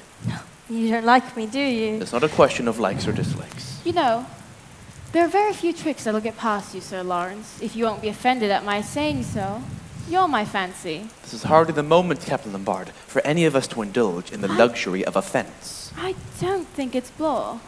I can't see you've got enough imagination for the job. And if you are the criminal, I take my hat off to you, for you are a damn fine actor. Thank you for nothing. And I don't think it's the doctor. I don't think he's got the nerve. You've got plenty of nerve, Vera, but on the other hand, you strike me as eminently sane and would therefore only do a murder if you had thoroughly good motive. I've just thought of something, actually. Splendid. Animal, vegetable, or mineral? This woman here says she's a police officer, but we've no proof of that. You see, she only said so after the gramophone record had given her name. Before that, she was a South African millionaire. What's to say that the police officer is another impersonation? What do we know of her? Nothing. She's a policewoman, all right. Just look at her feet. Oh, that's enough from you, Captain Lombard. Well, now that we know where we are, Miss Claythorne suspects you, Doctor. Yes, haven't you seen her shoot a dirty look at you from time to time? It's quite obvious. I think everything works out rather prettily, don't you think? I suspect Sir Lawrence, Blore suspects me, Armstrong suspects Blore, and what about you, sir? Quite early in the day, I had formed a certain conclusion. It seems to me everything that has happened thus far points quite unmistakably to one person. Which one? I would think it inadvisable to name that person in present company. Inadvisable in the public interest. Exactly. Suppose I go in and bring a tin of biscuits. Good idea. And, oh, Blore. Eh? An unopened tin, Blore. It's only the wind making the curtains rattle. But I do wonder what happened to that curtain, the one the Rogers missed. By the wildest stretch of imagination, I cannot see what any homicidal lunatic would want with a bathroom curtain. Things seem to have been going missing. Miss Brent lost her skein of wool. So whoever the murderer is, he or she is a kleptomaniac as well. It's this awful rhyme. It's that awful waiting for the hours to go by, and yet, what is it? What is the next verse? How does it go? One got in the chancery, and then there were 5. In the chancery, how could that apply unless, of course? Precisely, my dear young lady. That's why I'm sitting right here. But I'm casting you for the role of murderer, not victim. The role can apply to a boxer. Then we shall start a free fight. That'll let you out, my dear. It's that awful rhyme. It just keeps going round and round in my head, and I think I'll remember it. I think I'll remember it till I die. God. Miss Blore is a long time. Oh, I expect the big bad wolf has gotten her by now. I have asked you once before to try and restrain your peculiar sense of humor, Captain Lombard. Sorry, sir. It must be a form of nervousness. Put your hands up. Search her.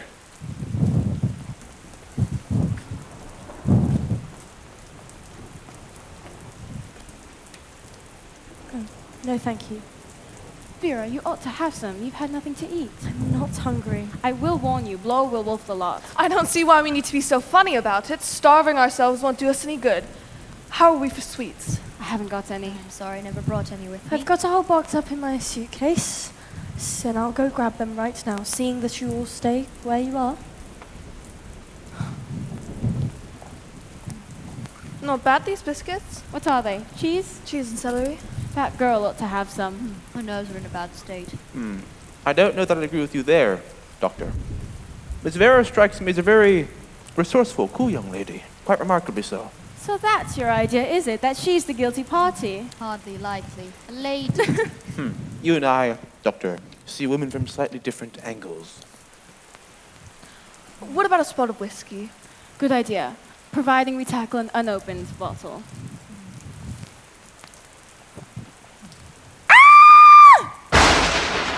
Vera? It's so Vera? here. What happened? Bloody hell. Where's there a breeze? Get off my foot. Good. Apologies. Goes the flames. Someone for that? What? I don't know. Was that? Who fired that shot? Oh my god. Oh my god. The judge. What? Philip, where are you? I've lost you.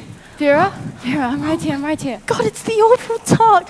Can't see where you are. You can't see where anyone is. It's that damn drawer on the stairs blowing all the candles out. Here, I've got a lighter. God. It was horrible. It went around my throat. What did? I was in the room and the window was open. And where's Dr. Armstrong first? I'm hunting for matches. Never mind matches, get some more candles. Oh, God, yeah. The window was open in my room, and as I opened the door, it blew out a candle, and a long strand of seaweed touched my throat, and in the dark, I thought I was being strangled by a wet hand. Oh, I don't wonder why you yelled. Oh, God. Who's that? Not to worry, Miss Claythorne, it's just me. Here we are. Who fired that shot? No, I did. Where's the judge? Oh, my God. Oh, my God. Oh, my God. Bloody hell. He's dead. He's been shot through the head. Oh, my God. Oh, my God. You. Vera. You got me out of the way. You got me to go upstairs for freaking sweets. You put that seaweed there. You did it all so you could heal that helpless old man in the dark. You're mad. All of you. Crazy. Oh my. That's why you wanted the grey curtain and the knitting wall. Oh my God, it was all planned for long ago. Vera. Get me out of here! Vera, wait. Oh, the shark, babe, has such teeth, dear, and it shows them pearly white. Just a jackknife has old Maggie Heath, babe, and it keeps it out of sight.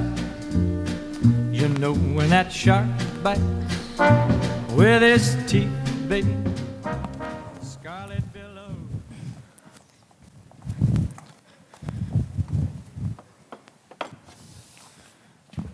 Well, three little soldier boys sitting in a row, thinking as they guzzle, who's next to go? Oh, Philip. Don't worry, Miss Claythorne. I don't mind joking on a full stomach. I must say I was hungry, but I don't think I shall ever fancy tinned tongue again. We'd been nearly 24 hours without food. That does lower the morale. Somehow in the daylight everything seems different. Yes, but we mustn't forget that there's another homicidal lunatic somewhere loose on this island. I say, what do you think's happened to Armstrong? I don't know, but I said all along it was him. Yes, you're very right, my sweet. You're very right. Until, of course, you went completely bats and suspected us all. It seems rather silly in the light of day. Very silly. What exactly did you find? Well, we found one shoe, just one shoe sitting prettily on the cliff's edge. Inference, Dr. Armstrong had gone completely off his onion and committed suicide. Oh, very circumstantial. Down to one little China soldier broken in the doorway. I think that was rather overdoing it. A man who was going to kill himself wouldn't have done that. Quite so. But we're certain that he didn't kill himself. He just had to make it seem as though he were the seventh victim, all according to plan. Suppose he really is dead. I'm a bit suspicious of death without bodies. How extraordinary to think that there are 5 dead bodies in here and we've been eating tinned tongue. Oh, the delightful feminine disregard for the facts. There are 6 dead bodies in here, and they are not all in there. Oh, no, she's right. There are only 5. What about Mrs. Rogers? And I've counted her. She makes the 5th. No, look here. Marston, 1. Mrs. Rogers, 2. The General, 3. Rogers, 4. Brent, 5. Wargrave, 6. 7, 8, 9, Armstrong, 10. You're right, old man. Sorry. Well, what about putting Mrs. Rogers down in the morgue with the rest of them? I'm a detective, not an undertaker. For heaven's sakes, let's stop talking about the bodies. The point is, Armstrong murdered them. Yes, we ought to have realized it was Armstrong straight away. But how did he get a hold of your revolver? I haven't the slightest idea. Tell me exactly what happened in the night. Well, after you threw your fit of hysterics, we all decided to go to bed, and we did go to bed and locked ourselves in our rooms. Well, and then about an hour later, I heard someone moving about in the corridor. I came out, knocked on Blow's door. She was there all right. But then I went to Armstrong's room and it was empty. That's when I came round to your door and told you to sit tight, whatever happened. I came downstairs. The window to the balcony was open and my revolver was lying just beside it. But why the devil should Armstrong chuck that revolver away? Don't ask me. It was either an accident or he's crazy. Where do you think he is? lurking somewhere, waiting to have a crack at one of us. We ought to search the house then. What, and walk into an ambush? I never thought of that. God. Are you certain you heard no one go out after we left last night? No, I imagined all sorts of things, but nothing short of setting the house on fire would have got me to unlock my door. I see. Just thoroughly suspicious, that's all. I say, what's the use of talking? What are we going to do? If you ask me, do nothing. Sit tight and take no risks. Look here, I want to go after that fellow. Oh, what a dog of the bulldog breed you are, Blore. By the way, between friends and without prejudice, you did go in for that spot of perjury now, didn't you? Well, I don't suppose it makes any odds now. Lander was innocent, all right. The gang squared me, and between us, we put him away for good. Mind you, I wouldn't admit it now if it wasn't for that. You think we're all in the same boat? Well, I couldn't say it in front of Mr. Justice Wargrave, now could I? No, hardly. I say, do you think that fellow Seaton was innocent? I expect so. Wargrave had reason for wanting him out of the way. Well, Blore, I'm delighted you've come off your virtuous perch. I hope you made a tidy bit out of it. Nothing like what I ought to have done. They're mean, not that Benny gang. I got my promotion, though. Yeah, and Lando got penal servitude and died in the jail. I couldn't tell he was going to die, could I? No, that was just your bad luck. Yes, you mean? Yours too, and because of the fact you may get your life cut short unpleasantly soon. What, by Armstrong? I'll watch it. You'll have to. Remember, there are only 3 soldier boys left. Well, what about you? I'll be quite all right, thank you. I've been in some tight places before, and I've gotten out of them. And I mean to get out of this one. Besides, I've got a revolver. Ah, yes, that revolver. Now listen. You said you found it lying over there. What's to prove you haven't had it all this time? Same old gramophone record. Is there any room in your head for more than one idea at a time, Blore? No, but it's a good idea. And you're sticking to it. And I would have thought up a better one than that if I were you. Well, I only wanted something simple that a policeman can understand. What's wrong with the police? Nothing. Now that you've left the force... Now look here, Captain Lombard, if you're an honest man, as you pretend... pretend... come on, Blore, neither of us are honest. If you're telling the truth, then you ought to do the square thing and chuck that revolver down there. Don't be an ass. I've said I'll go looking through the house for Armstrong, haven't I? If I'm willing to do that, will you lend me that revolver? No, the revolver's mine. It's my revolver. I'm going to stick to it. Then do you know what I'm beginning to think? You're not beginning to think it, you square-headed flatty. You thought it last night, and now you've gone back to your original idea. I'm the one and only UN unknown. Is that it? I won't contradict you. Oh, well, think what you damn well please, but I warn you. I think you both are behaving like a pair of children. I'm sorry, miss. God, of course Captain Lombard isn't the unknown. The unknown Owen is Armstrong, and I'll tell you one very good proof of it. Oh, what? Think of the rhyme. 4 little soldier boys going out to sea. A red herring swallowed one, and then there were 3. Don't you see the subtlety of it? A red herring, that's Armstrong's pretended suicide, but it's only a red herring, so he really isn't dead. That's very ingenious. To my mind, it's absolute proof. It's all mad, because he's mad. He takes this queer, crazy, childish pleasure in sticking to the rhyme and making sure it all happens in that way. Dressing up the judge, killing Rogers while he was chopping sticks, using a hypodermic needle on Miss Brent when he just may have well drugged her. He's got to make it all fit in. And that may give us a pointer. Where do we go from here? 3 little soldier boys walking in a zoo, a bear hugged one, and then there were 2. He'll have a day with that one. There's no zoo on this island. I say, Captain Lombard, what about a bottle of beer? Oh, do stop thinking with your stomach, Blore. This craving for food and drink will be your undoing. But there's plenty of beer in the kitchen. Yes, well, and anyone wanted to get rid of you, the first place they'd think of putting a lethal dose of something would be in a nice bottle of beer. That's true. That's a boat! A boat! Blore! No! Blore? Oh my God. Blore. Blore's got hers. How?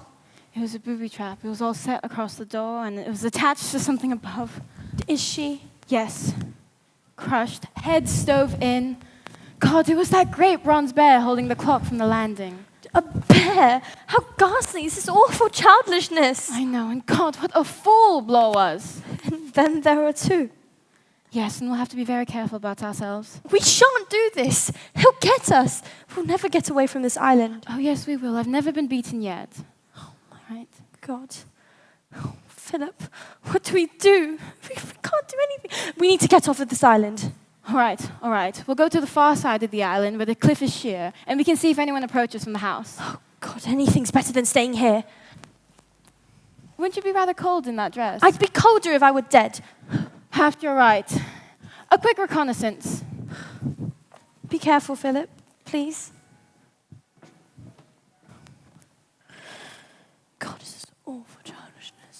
Hello, that's strange. There's something washed up on the rocks. Let me have a look.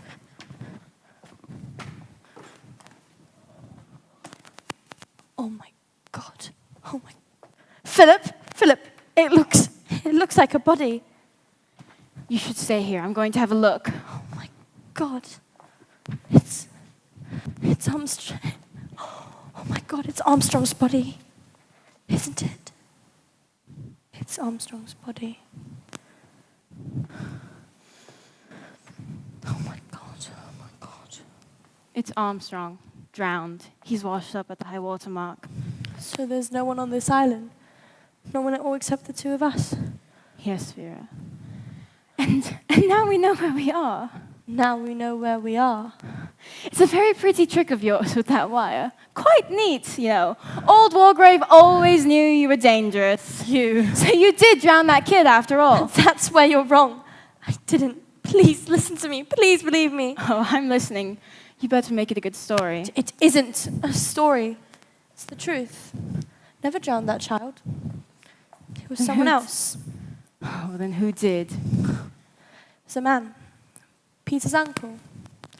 I was in love with him. Oh, this is getting quite interesting. Don't sneer. It was hell. Absolute hell. Peter was born after his father's death, and if he'd been a girl, Hugh would have got everything. Oh, yes. The well-known tale of the wicked uncle. Yes, he was wicked, and I didn't know. He said he loved me, but that he was too poor to marry. There was a rock, far out. Peter was always wanting to swim to, but of course, I wouldn't let him. It was dangerous. One day, I'd forgotten something at the house, and when I got back, Peter had started off. I ran towards the sea, and Hugh tried to stop me. Don't be a fool, he said. I told the little ass he could do it. Go on. This is interesting. I pushed past him, and I plunged into the sea. When I got up, Peter was gone. And everything. And then everything went off well at the inquest, didn't it? They called you a plucky girl, and you kept discreetly quiet about Hugh's part in the business. Do you think anyone would have believed me? Well, it's a pretty story. But then again, I suppose Hugh let you down? Who do you think I ever wanted to see him again? Oh, you certainly are an accomplished liar, Vera.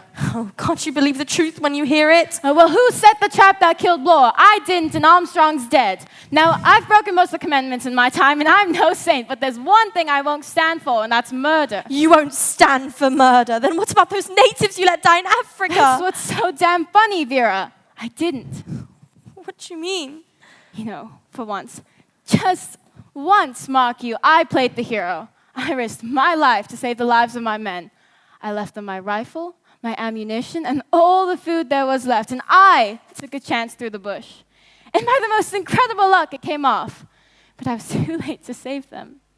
And then, rumor got round that I deliberately abandoned my men. There's life for you.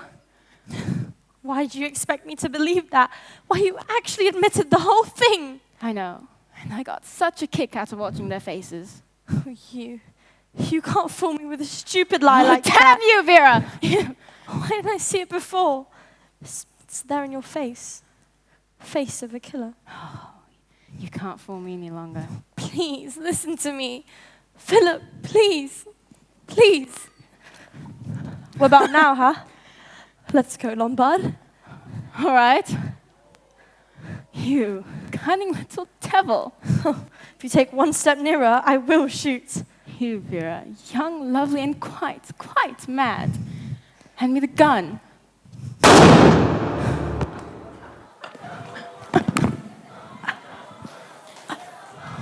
Oh my God. Oh, Philip.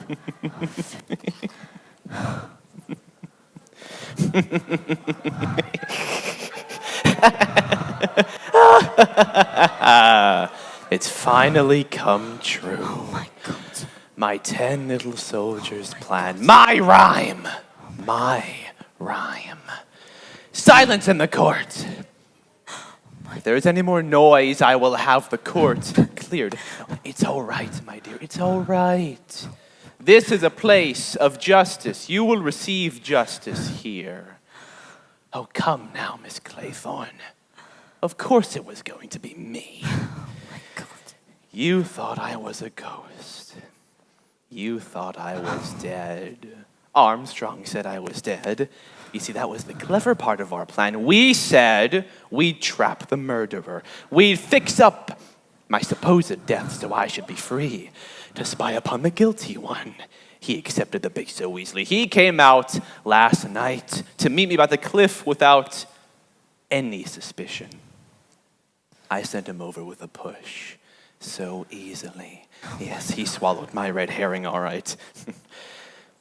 You know, Miss Claythorne, all my life I've wanted to take life. Yes, to take life. I've had to get what enjoyment I could out of sentencing the guilty to death. I always enjoyed that. But it was never enough. I wanted to do it with my own hands. But I am a judge of the high court. I've got a sense of justice, as do the sovereign lord, the king, and the prisoner at the bar. Will true deliverance make guilty, my lord? Yes, guilty. You were all guilty, you know, but the law couldn't touch you. So I had to take the law into my own hands. Into my own hands. Silence in the court. Wargrave. Anthony Marston first. Barbertone in the brandy. Mackenzie, I stabbed him. I got Rogers with an axe when he was chopping sticks, and a booby trap for Blore. Blore was a fool. I always knew it would be easy to get to her. However, I must admit, returning this revolver was a clever touch. Made the end interesting. I always knew you two would suspect each other in the end. The question was, who would win out? I banked on you, my dear, the female of the species. Besides, it's always more fun to have a girl at the end. Prisoner at the bar, have you anything to say in your defense? Vera Elizabeth Claythorne, I sentence you to death. Stop! I'm not guilty! Oh, they always say that. Must plead not guilty unless, of course, you're going for an all-out verdict of insanity, but you're not mad. I mean, I'm mad, but you're not. But I'm innocent. I swear it. I never killed that boy, and I never wanted to kill that boy. You're a judge. Can't you tell when someone's innocent and when they're guilty? So you didn't kill that boy after all. How interesting, though. I suppose it doesn't really matter much now in the end, doesn't it? What? Miss Claythorne, I must have my lovely little rhyme. My 10 little soldier boys. And you're the last one. One little soldier boy left all alone. Please, Wargrave. He went and hanged himself, and I must have my hanging. I must have it.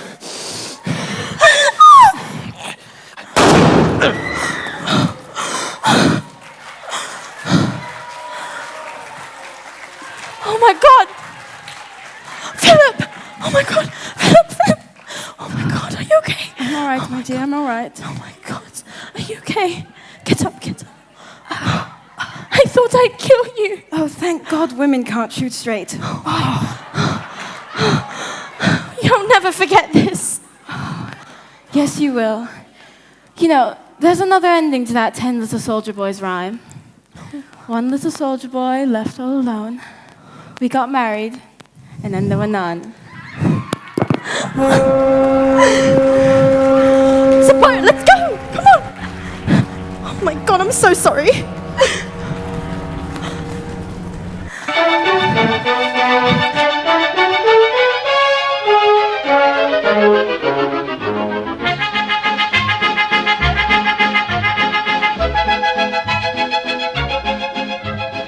You touch my fingertips and my heart is aglow. You bend to kiss my lips and I can't let you go. Maybe I should resist, I'm a fool, I know. But at a time like this, my resistance is low. Your resistance is low. I eyes have magic. They seem to say, come closer, my darling, come closer. Okay, And somehow one for Mr. Ron and Mr. Al. Woo! Wanna be adored more than you ever know. Miss Ellis! Miss Ellis! Woo! And I'm going overboard with the capital. So don't be persistent. Thank you so much for coming. And Mr. Ron, of course. Yes, we mustn't forget Mr. Ron.